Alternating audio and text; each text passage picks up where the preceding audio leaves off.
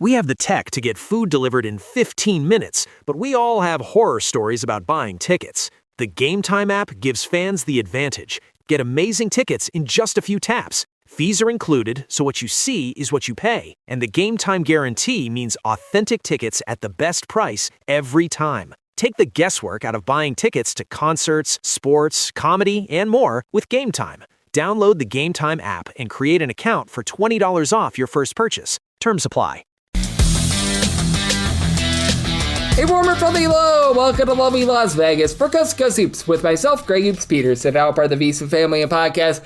Guys, we are back with our conference previews. I do it every single offseason on this podcast. We are starting to get to know these rosters a little bit better. The transfer portal has cooled down. Now we get into it. I will do a conference preview for all 32 conferences, and the order is the same as it has been in the past. We start out with the mid-major conferences in alphabetical order. Then we get into the big boys towards the back half of the offseason. So today we are starting it off with the America East in segment number 2, Tanner McGrath. He does great work over at Mid-Major Madness as their main America East, shall we say, correspondent. He's over at Action Network, Sleepers Media, and so much more. We're going to look at all 9 of these rosters, some of the coaching changes, some of the just intricacies, what have you, of these teams. Do a nice deep dive on all of them, be able to give these teams a little bit of a highlight. Here in segment number 1, I'm going to go through the betting trends and styles of play in general of the America East. In the final segment, I'm going to get you guys my projector or finish for the America East. And if you do have a question, comment, segment idea, what have you, for this podcast, you have one of 2 ways we fire those in. First one is my Twitter /X timeline at GNet_81. Keep in mind, letters CM, they mean does not matter, so as per usual, please do send these into the timeline. And the other way, that's fine, an Apple Podcast review. If you rate this podcast 5 stars, it is very much appreciated. From there, you're able to fire in whatever you'd like to hear on this podcast via that 5-star review. Since I am doing a conference preview today, by the way, that means that any news and notes we saw in college basketball on Monday, I will sum those up on the podcast tomorrow. Those will not be neglected, but we want to give as much sparkle and shine to these conferences as humanly possible during the previews, so I just keep it to the conference previews when it comes to these podcasts, and it makes it a little bit more evergreen as well. Whether you're listening in June, July, August, September, getting set for the season in October/early November, I want you to be able to listen back and get some good information. So I keep it to the conferences themselves, and let's get down to business and take a look at American East. And, well, they were one of the lesser conferences in all of college basketball last season. UMBC, they get a 16 seed into the NCAA tournament. Not so great. And a hallmark of the America East, lots and lots of slow teams. Out of 365 Division I teams last season, you had a whole bunch of snails out here. Vermont was your slowest team, 347th in the country in terms of total possessions per game. I don't think they've been above 290th in a decade. This is always a team that's going to play super duper slow, and a lot of teams emulate that. Like Maine, they were hoping to not get Maine last season. They were 339th in the country in terms of total possessions per game. UMBC used to be like the black sheep in the conference. They used to play super duper fast. They dialed it back last year. That got them to the NCAA tournament, 287th in the country in terms of total possessions per game. Binghamton, for as banged up as they were, they didn't stray away from their style. They were about 294th in the country in terms of total possessions per game. NJIT was one of the Blazers in the conference at 227th in the country in terms of total possessions per game. UMass Lowell as well, 183rd in the country in terms of total possessions per game. Bryant, year number 1 under Jamion Christian, they played super duper slowly, 329th in the country in terms of total possessions per game. New Hampshire's another team that they were really playing nice, slow and controlled, 188th in terms of total possessions per game. They were slowed down towards the middle part of the season as well, so very interesting there. And then the one team that I didn't mention yet, Albany, 318. So you didn't have a single team inside the top 175 in terms of total possessions per game. And well, you'll notice in this conference, these teams are really good in terms of not allowing a lot of second and third chances. Albany had a little bit of a rough go of it last year, 242nd in terms of rebound percentage. On defense, they were allowing teams to grab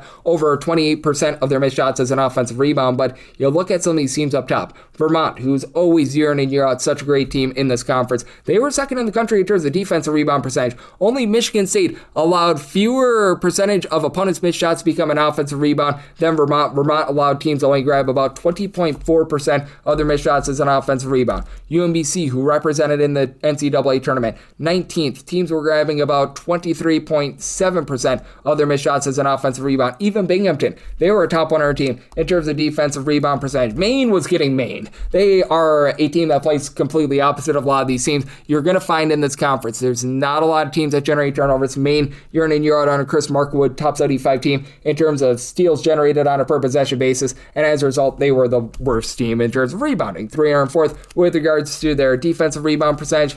Even Bryant, a team that was in transition, they were still a country average team, right around about 207th in the country in terms of defensive rebound percentage. And UMass Lowell always does a pretty solid job on the glass. They maintained being a top 150 team at 140th in terms of defensive rebound percentage.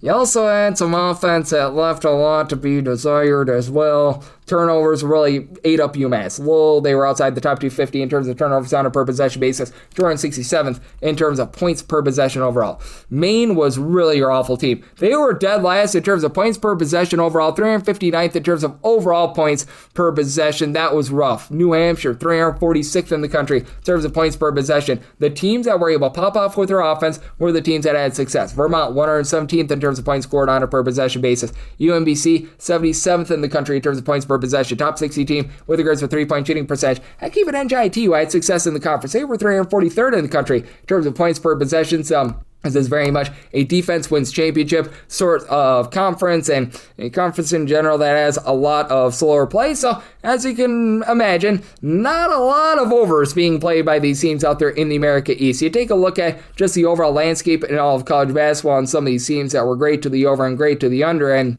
you had yourself a lot of teams out there in the America East that were playing more unders than overs. Your top over team in this conference, Binghamton, 15 overs and 12 unders. You had from there New Hampshire, played 15 overs at 13 unders. Every other team was hitting at 50% or higher to the under last season. Vermont, 16 overs, 16 unders, and a push. Albany, 14 overs, 15 unders. UMass Lowell, 14 overs, 15 unders, and a push. UMBC, 14 overs, 17 unders. NJT, 14 overs, 18 unders. Bryant, 12 overs, 17 unders. And then Maine, 12 overs to 19 unders last season. And if you break it down to just conference play and conference play only, things get all the more ratchet up there. You did have Vermont be your top under team from there, 7 overs, 11 unders, and a push in. Did have pair teams, Albany and Bryant, 9 overs, 8 unders, and New Hampshire was trying to go a little bit oppo taco, 11 overs to 6 unders. Every other team 500 or less to the under. So they were very much looking to do a lot of that. And for the America East, which I could put it any other way, there just wasn't a lot of profitability within the conference. You had 3 teams that were able to get above 52.35%, which is what you need to be able to break even on a minus 110 spread. UMBC, they were the main team, 19 and 12 against the spread. Nice season for them. NJIT, second half of the season was very good for them after they had a little bit of a rough go of it in their first few games, 18 and 14 against the spread. UMass Lowell was able to really have a nice surge in the second half of the season, 16 and 14 against the spread. But then you had Albany and Bryant, 11 and 18 against the spread apiece. Even Vermont, mighty Vermont, they had some issues last year, 14 and 19 against the spread. New Hampshire, 12 and 16 against the spread. Maine, 14 and 17 against the spread. And Binghamton, they were neither here nor there. They were 14 and 13 against the spread. And I'm sure that you can imagine this. For these favorites, they had a really tough time in terms of covering some numbers. For Vermont, 11 and 16 against the spread as a favorite. The one team that was amazing was the one team that was able to really generate offense. UMBC, they were 14 and 7 against the spread in the role of a favorite. UMass Lowell was also pretty solid, 7 and 3 against the spread as a favorite, but yeah, Binghamton be 0 and 3 against the spread as a favorite. Maine, 1 and 3 against the spread as a favorite. New Hampshire, 3 and 7 against the spread as a favorite. Taking the points was your friend because, again, you're getting slower games, you're getting lower scoring games. That makes it much, much harder to be able to cover some of these numbers. And you just take a look at the home teams within this conference, because typically in this conference, you don't have a ton of travel, but I do think that it made a big impact last season. Maine didn't have much of a home court advantage. They were 3 and 8 against the spread. You had New Hampshire go 4 and 7 against the spread at home, but for a team like a UMass Lowell, it was a big difference maker. 7 and 4 against the spread at home. UMBC, 9 and 6 against the spread at home. Binghamton, they were oftentimes a home underdog, 7 and 5 against the spread at home. Bryant, 6 and 5 against the spread. Vermont came above 500 against the spread at home. So these teams were much more comfortable at home than they were away from home. As a matter of fact, there are only two teams above 50% in terms of their cover rate away from home. UMBC 10-5 against the spread on the road. For NJT 12-7 against the spread away from home. And it got this bad for some of these teams. Vermont 5-10 against the spread away from home. Albany 5-12 against the spread in road games, and Bryant 5-13 against the spread. So a very interesting conference, one where possessions are at a premium, points are at a premium, lots of defense, all very, very few second chances. And we're going to dive in on it next with our good friend Tanner McGrath. He does such a great job covering this conference year in and year out over at Mid-Major Madness, along with Action Network, and so much more right here on Coast to Coast Hoops with myself, Greg Peterson, now a part of the Beats and Family Podcast. We have the tech to get food delivered in 15 minutes, but we all have horror stories about buying tickets. The Game Time app gives fans the advantage. Get amazing tickets in just a few taps. Fees are included, so what you see is what you pay. And the Game Time guarantee means authentic tickets at the best price every time. Take the guesswork out of buying tickets to concerts, sports, comedy, and more with Game Time. Download the Game Time app and create an account for $20 off your first purchase. Terms apply. Side edge this college basketball season? Well, VSiN experts use CBB Analytics, the most comprehensive college basketball analytics platform in the world. See injury impact, on and off data, clutch time performance metrics, first versus second half splits, and so much more. Utilize the promo code of VSiN, that is VSIN, to get $30 off and find your betting edge over at cbbanalytics.com. That is cbbanalytics, all one word.com. For anyone that is new to VSiN, well, I wish you a friendly hello. This is an attention to anyone that is new to VSiN because you're able to get some free stuff with our daily newsletter. It's a great way to catch up on everything that's happening in the sports betting world. It's delivered straight to your inbox every single morning. VSiN's newsletter offers picks, data, strategies for the day's betting menu, and so much more. Sign up for free today over at VSiN.com/newsletter. That's VSIN.com/newsletter, and start receiving your free newsletter tomorrow morning. That is VSIN.com/newsletter. Stay ahead of the game and bet smarter with VSiN. And we're back here in lovely Las Vegas for Coast to Coast Hoops with myself, Greg Peterson, now part of the VSiN Family Podcast. This is the America East Conference Preview Edition, and it's great to have this man aboard because he does such an excellent job looking at this fine conference over there at Mid-Major Madness. He's doing excellent work over at Action Network, moonlights a little bit over at Sleepers Media, as well as we've got Tanner McGrath aboard as we're actually heading out north of the border to the country of Canada. So we're going international with Coast to Coast Hoops. Absolutely love that. Tanner, he's a wealth of knowledge when it comes to college basketball, baseball, football. List goes on and on. You're able to follow him on the old Twitter/X at Tanner's Truth. So that is his first name, Tanner, with a letter S at the back half of it. The word truth altogether. And Tanner, great to get you aboard. Thank you. Hey, thank you so much for having me on again. I'm always honored to be on this wonderful show. And I'm particularly honored to talk about my favorite thing in the world, which is America East basketball. I've been waiting for this invitation for a few years now, Greg. Absolutely. It's going to be a lot of fun, and we'll need to get you on moving forward because I've been seeing your work over the last year or so with the America East. You're such a wealth of knowledge there, and let's dive in on these teams. And how about if we start off first things first with a team that it felt like they really ascended last year in the New Jersey Institute of Technology, one of the newer teams out there in the America East. They spent some time in the Atlantic Sun. They were famously an independent for quite a while. How do you take a look at this team? Because Coach Bellemeyer, I feel like, has done a really good job in terms of building things up, and I feel like they've spent quite well here in the transfer portal, bringing in the likes of a Mario Tatum from VMI.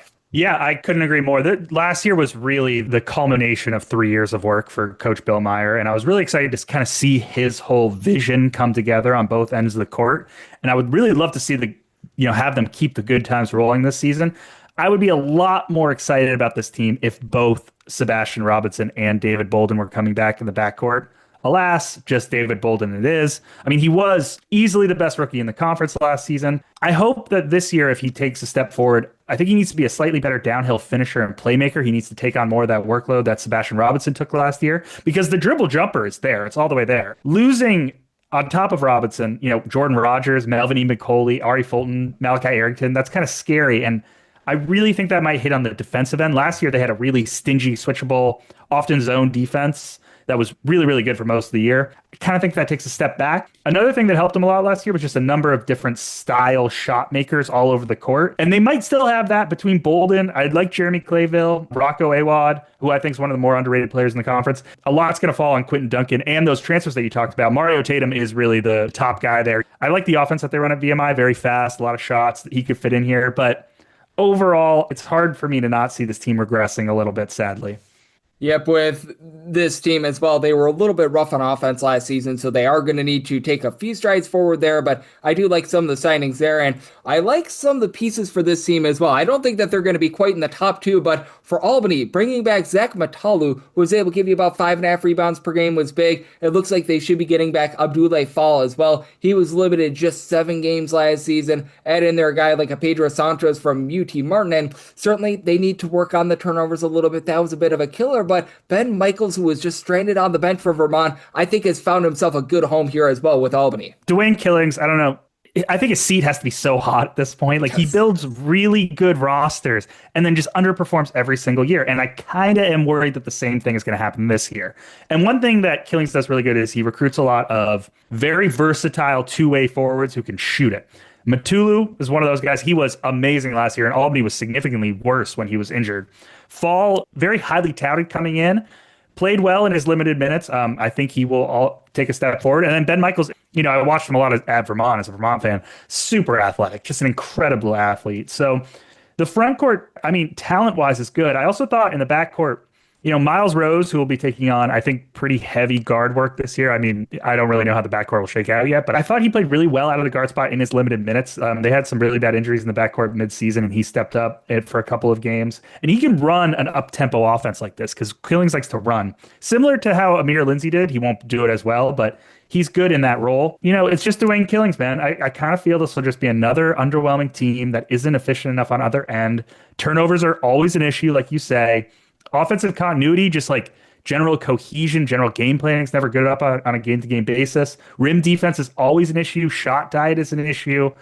Unfortunately, I feel like more of the same is coming. Yep, I do think that with Albany, that's going to be the big thing. If they can clean up those turnovers, they've got some upside. If they can, it's going to be a little bit rough. As we do, and it's going to be tough without Lindsay too, who handled the rock so much. What's going to happen now? More turnovers? It's tough to put it all together for them. Yep, I do agree with you. There's going to be a lot of turnover in the backcourt, like what I'm seeing down low, but backcourt that is going to have a lot of questions going into the season as Tanner McGrath does such great work over at Action Network, Mid-Major Madness, and so much more. Joining me right here on Coast to Coast Hoops. And then this team really intrigues me because Binghamton was just ravaged by injuries last year. They were one of the most injured teams in all of college basketball. They do bring back Jeremiah Quigley. Not a guy that's going to pop it from 3, but 6.5 assists, 14.5 points per game. Love that. And I'm seeing Demetrius Lilly coming back for them as well. I'll make sure that that's confirmed. But if that's he's coming back, I think that's confirmed, yes. Yep, that is going to be big because he was rock solid when he was in the Atlantic 10 a few years ago. He was averaging darn near a double-double before he goes down with an injury. They're bringing in a little bit of help with Dylan Godfrey as well from UC Riverside. Again, not a team that I think could be competing with Vermont or anything like that, but you have to think if these guys stay healthy, they're going to be a whole heck of a lot better than they were last season. I'm right on the same track as you. I'll play my flag even further. I think they'll be the most improved team in the conference by a lot, and just the amount of positive injury luck they're owed is impossible to quantify. Like you said, they lost like half their roster last year. They had like 7 guys they lost for the season, and they bring a lot of those guys back. And, the 2 big ones are Quigley and Lilly. Quigley, played out of his mind last year. He dragged that team night in and night out, and they were competitive night in and night out. Not a lot of wins, but they were competitive. I think he's probably the best pure point guard in the conference, and I really like how he fits this team because Lavelle Sanders' offense, it's all about cutting. It's just a cut-heavy offense, and you really need a point guard who can hit those cutters, and play make. He is that guy. Lilly, very big coming back. He is, one of the best rebounders at the mid-major level. I was also really curious to see how Sanders was going to kind of unlock his interior scoring because he wasn't much of a scorer back in the A10, but he was a really impactful post scorer in the non-conference. And just that inside-out duo will be really, really good. I feel iffy about some of the other players. Now, I'm not exactly excited about returners like Jaden Lemon, who's a turnover machine, Evan Ash, Sire Sangor, but 3 players with lots of warts, but they're bodies, right? They didn't have bodies last year. They had no depth. That'll be huge. Keyshawn Robinson, I think, is the big D1 ad. He comes from New Hampshire, so interconference. I feel awkward about him because I don't really know how he works off the ball, because you got to keep Quigley on the ball at all times. He spent a lot of time last year in Davis's offense as he attacked the rim off the bounce. He's not a very good off-ball shooter either, but he was really effective as an off-ball cutter coming off of a lot of post guys with the Wildcats last year. And like I said, no system is more cut-heavy nationally than Sanders' system is. So maybe he'll find a role working off Quigley. They have a couple of JUCO ads. The depth is there. Like you said, I don't know if Bing is win the conference good, but they have a couple of star players returning to the same system under a head coach who I think is pretty good, and they'll have real depth. Binghamton will be monstrously improved year over year. Yep, I agree with you there, and I'm so glad that you mentioned Robinson as well, because he comes over from New Hampshire. I don't know how you feel about this team, but it just feels like Nate Davis at his time here at New Hampshire. It's the same as when he was with Bucknell, because when he was with Bucknell first few years, things were rocking and rolling. Things got progressively worse from there, and I love the ad of Drew McKenna. He was solid over at Old Dominion. I think that he began his career over at Georgetown as well, and you have a few guys like a Tyler Bike that returns from the backcourt. Eric Oliver Bush was a part-time starter over at Manhattan, but as we know, Manhattan played absolutely no defense whatsoever. John Squires should be solid down low. Like with New Hampshire, I feel like the pieces are solid. I just really question the coaching with this team, though. The crazy thing about Nathan Davis is I'm not sure what New Hampshire was thinking when they didn't renew Bill Harrian's contract. I mean, that guy overperformed year after year with these rosters. And the thing about did the administration think they were going to do better with Nathan Davis? Because the big thing with him is he just hasn't been able to implement his style at all. He wants to play fast. He wants to take shots. That hasn't happened in the first 2 years. First year, they just played all iso ball with Sammy Pisas. Last year, they played all in the post with Kome Amuabor and El Shakeri. They just played all in the post. This year, I'm hopeful that can change, because with the ads that they made, McKenna, Oliver Bush, they bring back a nice stable of returning talent. I kind of really like this front court, like David Pozaire, John Squire, Giannos Xanthalopoulos. Squire, more basic forward, does a lot of the dirty work. Giannos is a really interesting kind of inside-out, versatile forward, and he's 6'10". Poser is just one of the most underrated guys in the conference. Just really smart, two-way player, moves the ball well, never turns it over, shoots it fine, plays fine defense. Combining that with Tyler Bike, who he was an easy all-rookie candidate last year. The last half of the season, he was playing like a Rookie of the Year candidate, but great shooter. Unbelievable perimeter defender despite his 5'10" frame. He is one of the best defenders in the conference. And this is a team. The question is, can Davis find a coherent identity on both ends of the court to complement that talent? And I hope he does. I'll just say that. I hope he does. Yep, I'm right there with you. And then when I take a look at this team, I feel like this might be the most top-heavy team in the conference. I'm looking at UMass Lowell right now, and they need to do better at the free throw line. 355th in the country with regards to their free throw shooting percentage. That's not great. But bringing in Christian Jones, I thought was a great get. Like, he was a 10-point per game scorer over at George Washington. You just don't find those guys out there in the America East. Additionally, they bring in Ja'Kai Newton, who was pretty solid over at Georgia State. Jaden Harris, I liked him over at Eastern Kentucky. I always feel like with UMass Lowell, though, it really comes and goes with the rebounding. I have a little bit more question down low than in the past. You have to think that Victor Okoji, he's going to be seeing a big role down low. Want to get your thoughts on this UMass Lowell team, because I really like the main five of them. I just don't know about the depth with this team. Well, what's interesting about that is that you didn't mention the freshmen, because they brought in Josiah Kennedy and I don't know how to say his first name, but Elhaji Diallo, like the highest rated recruits in conference history. Both these guys got offers from Mississippi State. Pat Duquette stole 2 recruits from Chris Jans. Who would have thought? Diallo also got offers from LSU and Rutgers. Kennedy's a playmaking guard who can shoot it. His path to playmaking time probably isn't as easy with, some of those guys you mentioned who are coming into the backcourt, but Diallo is a big boy power forward who can handle it a bit, but will fit perfectly on this team as a cutter, roller, poster, offensive rebounder. And if I've learned anything about Pat Duquette in his time here, he's not changing anything for anybody. He is going to run his same base offense no matter the personnel, which is this, flex adjacent, rim oriented offense. It's cutting, offensive rebounds, transition, paint points. Really important to have good forwards in that scheme, because that's what everything orbits around. You think Quinn Mincy, think Angel Montas. It'll probably be Okoji, I think, will be that lead forward. I mean, very limited minutes last year, but every time he stepped on the court, I was intrigued. He can really handle the rock. He makes a lot of plays. He's really athletic. He's smart when he's on the ball. Very strong rebounder, and I think he's a better shooter than his numbers show. But Diallo is right in the mix for that. A lot of hype coming out of Lowell. A lot of talent, but I do wonder if Duquette is more of a floor raiser rather than a ceiling raiser. And if this will just be another Lowell team, which is They rebound the heck out of the ball. They score like crazy in the post. They attack the rim like no one else, and they just play no defense. They haven't played defense in 3 years. So I think that's where I'm going with Lowell. Just another UMass Lowell Riverhawk team. Yep, with UMass Lowell, I am always intrigued by them because they had really big home and road splits as well last season because they got off to that terrible start. They played much better towards back half of the season, but it felt like it was a little bit too little too late for them as well. As we do have our good friend Tanner McGrath. He does great work over at Action Network. Joining me on Coast to Coast Hoops. And then for Bryant, I really want Jamie Young Christian to break through. I always liked him as a coach, going all the way back to when he was over at Mount St. Mary's, George Washington. Year one was rough for Bryant, and Timothy Radulski, it felt like was the entire team. They don't have him anymore. Good news is, I like the fact that they bring in Andre Pasha. Was solid over at New Haven. He was able to pop it from three at about 6'9". Onyx Nani, who comes over from South Florida, didn't really see minutes there. He's got some upside. Lots of question marks outside of Ty to Bales, who he was relatively solid in terms of doling out the ball, and I think that you'd agree with me. Still feels like Bryant is very much a work in progress under Christian. You know what, though? I'm cautiously optimistic about this season. I mean, look, we're going to learn a lot about Jamie and Christian this year because, last year, you can give him a bit of a pass, right? He got started really late after finishing up his time in Italy. He never really got to build his own roster. He couldn't recruit anybody in the transfer portal, so he leaned so much on freshmen, and nothing ever really came together, especially on offense. But this year, he has a full offseason. He was able to retain two key guys in Tabalis and Keegan Harvey. Tabalis, I'll touch on him. I thought he played better than his numbers last year. As the season progressed, he cut down on those turnovers and those stupid freshman mistakes. He played some better defense. There's also no way he can shoot as bad as he did last year. He was a good shooter in high school. He just got like the yips last year, or just a lot of bad bounces. He could be a better pick and roll initiator, but overall, I think he improves in year two. Harvey was like a totally different player by the end of the season. Just really started capitalizing on his upside because he's an athletic big man who can pass and shoot.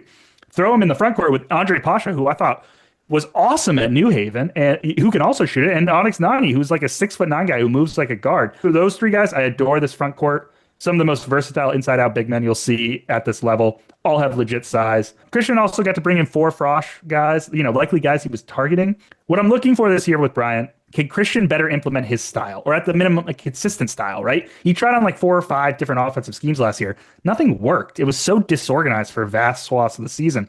And the defense played okay. They got a little unlucky from 3, but if you can find something that works on offense, a spread P&R machine with better Tabalis and those front court pieces, that could be really nasty. That could be like a low major Illinois. Does he start to press more? Because those Mount St. Mary's teams, they were all Havoc-based defenses, right? Does he do that, get out and transition more? Again, I'm very cautiously optimistic about this team and see what they can put together. I think that year number 2 is going to be better for this team as well because I am a believer in Jamie on Christian. Biggest thing is being able to do a better job with regards to turnover battle, as you mentioned. So I'm in agreement there. And then we saw these guys be able to make it to the NCAA tournament last season. That would be UMBC. For Jim Ferry, slowed things down last year after in his first few seasons, UMBC was just absolutely flying up and down the floor. And I don't know if they quite did throw in Vermont once again this season, but I really like this backcourt with bringing Flash Burton, a 15-point per game guy over at Ryder. A lot of people forget Devin Caesar was supposed to be one of the main guys for this team, limited to 3 games last season. No doubt this is not going to be a team that's going to be like monsters of the midway down low, but they were still really good at not allowing second and third chances, even with a little bit of a lack of size last season. And I think the UMBC has finally found that magic formula under Ferry to maintain being a top 2, top 3 team in the conference. I'm not quite as high on UMBC this year, sadly. Ferry and his staff did such a good job building the roster last season. They did something that more low major schools need to do, which is they scouted the D2 level really, really well. Jalen Kai King, DJ Armstrong, Paul Green, Jose Roberto Tonchin, who was basically the key player in that run. And, they did bring in 3 guys from the lower levels. And I do really like the backcourt transfers in Flash Burton. Flash, one of those quick twitch guards who loves to get out and transition attack the rim. And that's something, fits perfectly at UMBC with Jim Ferry. You hope that his efficiency goes up once his usage goes down a little bit because he carried that team at Ryder. Austin Cross, too, coming over from Troy. I think he's a very impactful perimeter defender. UMBC's ball screen coverage was elite last year. Scott Cross guys, they always defend the perimeter at a high level. They're going to keep playing the same style, which is, you're right, Jim Ferry did slow it down last year, but they always attack the rim, kick it out, shoot and score. They lost so much in the offseason. I like Riley Jacobs. That backcourt could be good with Caesar, Flash, Burton, Austin Cross. Caesar should carve out a big role, you're right. But it's hard to imagine that this group can reach the highs of last year, especially on the defensive end, where, like I said, Roberto Tonchen changed everything for them last year, and he ended up heading out the door for San Diego. So I think they're in for a big regression year, unfortunately. Yep, it's gonna be really hard to duplicate last season, and also be mindful UMBC played one of the easiest schedules in all of college basketball last season as well, so that does need to be noted. And then we've got one last team to take note of, and they've been the big bad wolf over the last decade or so in this conference. They didn't make the NCAA tournament last year, but it's always a case where, in my opinion, the conference is going to be running through Vermont. You bring back Gus Yeldon, who I think is going to be the preseason player of the year within the conference, and you certainly are working with some gas there. That said, for Vermont, they also bring in some nice transfers. Gerald Yepto, who is a 10-point-per-game scorer within the conference over at UMass Lowell. I really like the kid from D2 at St. Anselm, and Will Davies as well. Chris Kuzmeka, hopefully you got that correct, from Loyola, Maryland. And then John Broom, really cleaned up 2 years ago over at South Alabama. When I take a look at this conference, I know Vermont didn't win it last year. I still think this thing runs through Vermont. You're right. Bringing back the core of Gus Yeldon, probably the best player in the conference, right? Noah Barnett, who is probably the best big man defender in the conference, and Momo Ndukugwa, who was an explosive guard who improved dramatically last season in his freshman year. On top of adding Daryl Yepto and Khalil Badru, two guys who I just think are perfect fits for the Catamounts. Becker loves his bigger guards who are good defenders, good shooters. Both those guys fit that bill. Both can run ball screens. Yepto at UMass Lowell last year started playing way better in the second half of the year. But Drew has been a guy I've been high on since his time in New Hampshire. I think he's super versatile, crazy underrated. All that together likely creates the best starting five in the conference. And they have some depth. Will Davies, John Broom, these are guys who can play at this level. But the Catamounts have been off-season champs in back-to-back seasons, man, and it has not gotten them over the hump. 2 years ago, they couldn't generate enough offense. Last season, they couldn't get enough stops. I worry again about the defense this year as a Vermont Catamount fan. Building a solid defense with Yalden as your anchor, as your center, is tough because he is a huge liability at that end. They got to play a lot of drop. And then they tried to switch in the Emmys championship game against UMBC, and he got burnt out in like the first 15 minutes. And, I do worry a little bit about sort of back end depth. I think the bench looks a little bit questionable, like some experience there. But, like, for example, if Barnett gets hurt again, who's going to pick up the slack for Yalden in the front court? Like, I don't know. I think there's some liabilities on the defensive end. If Vermont gets picked off again, I wouldn't be surprised. Also, Greg, you forgot about our beloved Maine Black Bears.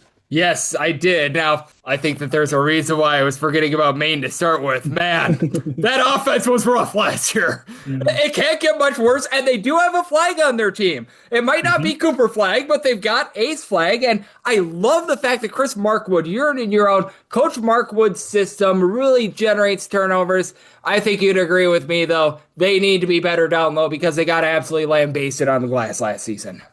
Yes. Now, I will say that Markwood's scheme is a very aggressive perimeter-based scheme, kind of that 2-3 zone. It does bake in a little bit of being poor on the boards. However, last year was really bad, but they also lost Killian Gribben, who is coming back this year, which is huge for that front court. He is an unbelievable defensive anchor for the team, and he's a surprisingly efficient role man in this kind of continuity ball screen offense. It's become clear to me that Chris Markwood is, I can't believe I'm saying this, he's the best head coach in this conference and will consistently lift the floor for this Maine team.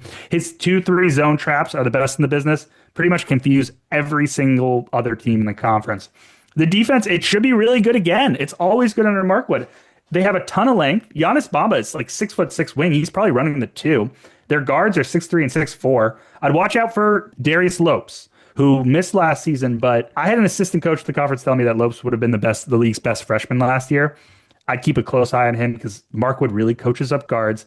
And, Ace Flag, tough on offense last year. He led the league in defensive Bayesian performance rating last year. He was a great defender, and he really started to find his stride late in the year once he found his jumper. When he hits jumpers, he unlocks everything because he's a really good short roll playmaker, and you can run him as a pick and pop guy. It really opens up the spacing in this offense. And the thing about Maine, it's going to be the question every single year, is there enough shot making on this team? Because when Maine doesn't have shot making, the ball screen offense, everyone's able to sag down and it messes up all the spacing. I don't know if they have enough shooting this year. There's not a lot of great shooters among the newcomers or the returners. I think this team is better than last year's team, though. I think they have more depth. I think they have better talent at the top. I think Lopes, Flag, Ribbon is a great trio. I see Maine taking some strides, but they got to find some shooters if they want to sort of reach the highs that they did under Kellen Tynes. Yep, I am in total agreement with you there. I do think that Maine is going to be a whole heck of a lot better than they were last year. Frankly, it couldn't be much worse because out of 365 Division One teams, they were 365th in terms of points scored on a per possession basis at home. So the floor is very, yeah, that's a It's low. The floor is right low. there. But I do think that there's upside there, and I'm right there with you. Mark Wood does more with less. It's really hard to recruit to Maine, so I feel like he's done a good job. Not quite as good of a job as you, though, Tanner. Tanner, you're doing amazing work over at Action Network, Sleepers Media, Mid-Major Madness, and so much more. So let the good people at home know it's all on tap for you and how people can follow along on social media and other platforms. Yep, follow me along on Twitter at Tanner's Truth. Download the Action Network app, please. We believe we're the best app in the business for tracking all of your sports bet and all the content that we put out over there. Mid-Major Madness, my preseason preview for the America East Conference, my mega guide, that'll be out in a couple months. We're getting close to that time. So please check in and continue listening to Greg Peterson's show every single night, because it is also the best in the business. I appreciate you, Tanner, and that is going to be a great guide to get set for the upcoming season because you get a lot of guides out there for the SEC, the Big 12, what have you. You don't get a lot for the America East, and you can make the same amount of money on the America East as you can those big boy conferences, and Tanner, he does a great job of unearthing all the gems out here in the America East. So big thanks to Tanner for joining me on Coast to Coast Seats, now part of the Beats Family Podcast. Up next, I give you my projector finish for the America East. We have the tech to get food delivered in 15 minutes, but we all have horror stories about buying tickets. The Game Time app gives fans the advantage. Get amazing tickets in just a few taps. Fees are included, so what you see is what you pay. And the Game Time guarantee means authentic tickets at the best price every time. Take the guesswork out of buying tickets to concerts, sports, comedy, and more with Game Time.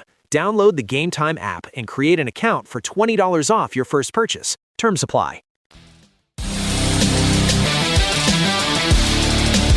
And we're back here in lovely Las Vegas for Coast to Coast Hoops with myself, Greg Hoops Peterson, now part of the VSiN Family Podcast. Was great to be able to get Tanner McGrath aboard. I know that he's doing great work over at Action Network. He does an amazing job keeping up with the America East. He is very passionate about this game of college basketball. Even here in the offseason, he's doing a great job keeping up with all these news and notes. And I know that he is a man that also does a great job on the baseball front of things as well. So a big thanks to him for joining me in the last segment. I have to throw in there, he also does some great work over at Mid-Major Madness as well. Now it is that time of the podcast. I give you my projector finish for the America East, as per usual with these conference previews. Since I'm doing a conference preview today, that means that any news and notes I miss in college basketball Monday, and we're starting to wane with those college basketball news and notes, I'll clean those up on the podcast tomorrow, so have no fear there. But what we do need to do is give as much sparkle and shine to these conferences as humanly possible with these conference previews. So how about if we do start things off? Dead last in my projector finish, just have to go with Maine. I think that things are going to be a little bit better for them after Ace Flag last season. He was able to emerge a little bit more towards the back half of the season, but they don't add in there a lot of guys that generate turnovers, and that's really been the bread and butter for this Maine team. Ever since Chris Markwood has gotten there, they're typically a team that's in the top 75 in terms of turnovers generated on a per possession basis. Should be a little bit better on the glass after, man, they were well outside the top 300 with regards to their overall rebound percentage last year. They bring in William Garcia Edson. He was able to average about 3.5 points, 3.8 rebounds per game as a part-time starter over at Drexel. Olivier Farbet, he comes over from St. Mary's, a little bit of a combo player, right around about 6'8", 6'9", so that's going to be able to help out. And I do like DeAndre Williams. He was an 8.3 rebound per game guy as a part-time starter over at Holy Cross, but man, you're just looking at a team that they don't really have a lot of three-point shooting. Killian Gribben, he was limited only a few games last season. He should be able to give the team a bit more after he averaged a block per contest a few seasons ago, but where's the turnovers going to be generated at? Who's going to be able to lead the backcourt after the team was 363rd out of 365 Division I teams? In terms of overall points per possession at home, they averaged 4.8 points per 100 possessions, fewer than the next worst team in terms of home efficiency on offense at all of college basketball. So that has Maine dead last in terms of my projector finish. At number 8, I'm going to be going with Bryant, and I actually like Jamie and Christian as a coach. I do think that he's going to be able to get things turned around sooner rather than later, but man, this offense was atrocious. 354th in terms of points per possession last year, 320th in terms of turnovers generated on a per possession basis, demonstrating Timothy Radulski. He was really the man that led the team last season. Now, they're going to be bringing back Ty Bayless. He was able to lead the way with about 3.5 assists, 9 points per game as a freshman, so that's solid. And Jalen Young, he missed the entire 2025-26 season. He was over at Central Florida. Maryland was supposed to go to Vermont a few years ago, as well. And then Andre Pasha should be able to help out down low. He was over at New Haven, who in their first year at the Division I level, he was the main man for them, about 6'8", 6'9", 35% three-point shooter, 10.5 points, right around 5 rebounds per game. Not a lot of depth here, though. Onyx Nani, he comes over from South Florida. He should be able to help out a little bit more at 6'9", but I mean, other than Tabalis, you just don't have a lot in the backcourt right now. They're going to be banking on Dwayne Thompson, who was averaging about 3.2 points per game off the bench over at St. Bonaventure a few seasons ago. Missed all of last year due to injury. Eric Chatfield, he was a reserve over at Georgia Tech that just didn't see a lot of run. It just feels like there's a hodgepodge of different guys right now. Not a lot of three-point shooting on the roster. I think that that's going to cause Brian to suffer in a conference that, in my opinion, you really need to be good in the backcourt to succeed. So, Brian, they get number 8 in terms of a projector finish.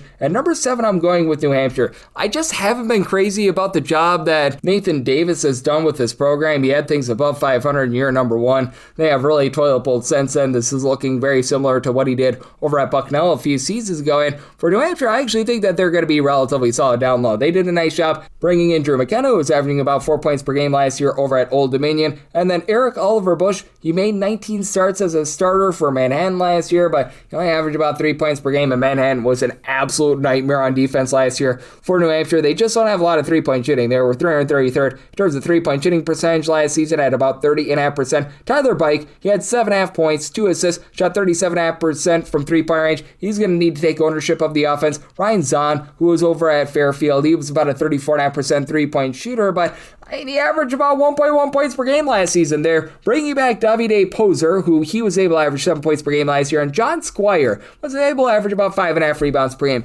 There's some fine pieces here for New Hampshire. It just feels like it's a hodgepodge, and I just don't really trust in Nathan Davis as a coach. So even though New Hampshire probably has a roster that should be able to get them closer to the middle of the conference, I do have to keep them down here at number 7 in terms by projector or finish, because at number 6, I think Binghamton is going to be able to rise up a little bit. They were one of the most injury-plagued teams in all of college basketball last season. Now, you wouldn't know it too much because they're out there in the America East. You would know it much more if they were a power conference team, but I mean, you've got Jeremiah Quigley, who was pretty much a lone guy that stayed healthy last year. 14.5 points, 5 boards, 6.4 assists, 1.2 steals per game. Back now.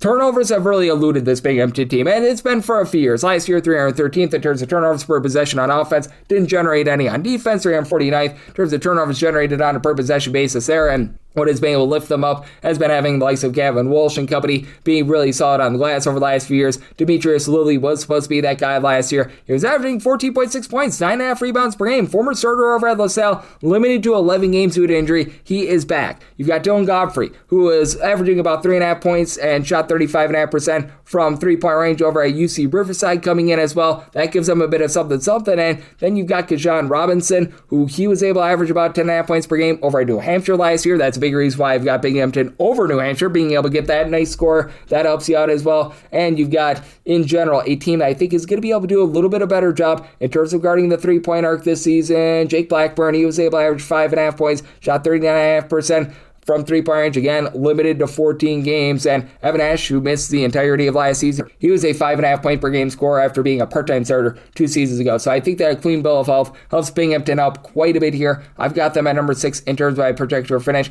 Mambo number 5, I've got UMass Lowell here. And for UMass Lowell, they need to do a better job on the free throws. 355th in the country in free throw shooting percentage at 65.7%. I like that they bring in Christian Jones. He's going to be one of the best scorers in this entire conference.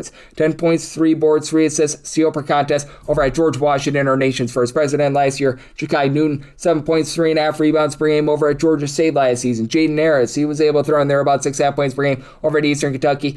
Typically, when UMass Lowell is a good team, though, they really dominate on the glass. They're going to be looking at Victor Okoji, who is averaging about 5 points, 5 rebounds per game, to really take ownership there. Donovan Ann, he has versatility. He was averaging 17 points per game over at Gordon State. That's non-Division I. He was able to lend about 9.5 rebounds per game, but doesn't necessarily have ideal size. So I have some question marks with the UMass Lowell rebounding. I think the backcourt is going to be much better than it was a season ago. Last year, well outside the top 250 in terms of turnovers on a per possession basis on offense, but I do think that UMass Lowell finds themselves here in the middle of the conference. I've got them number 5. In terms of my projector finish, number 4, I'm going with Albany. Another team that needs to work on the free throw shooting at 345th in terms of free throw shooting percentage last season, 292nd in terms of turnovers on a per possession basis. But Zach Matolu is a big place to be able to start. 10 points, 5.7 rebounds per game, and then Abdoulaye Fall was supposed to be such a main guy for this team. Good versatility. He was averaging 9.5 points, 3.5 rebounds, shot about 32% from three-point range in his very small sample size of 7 games. Getting a clean bill of health for him is big. And then Will Richardson, very long, winding road. He spent 3 seasons over at Fordham. He was averaging about 8 points, a steal per contest. Just wasn't able to get out there really last season. He should be able to really elevate this backcourt. Pedro Santos, I like him as a 6'7" combo player coming over from UT Martin. And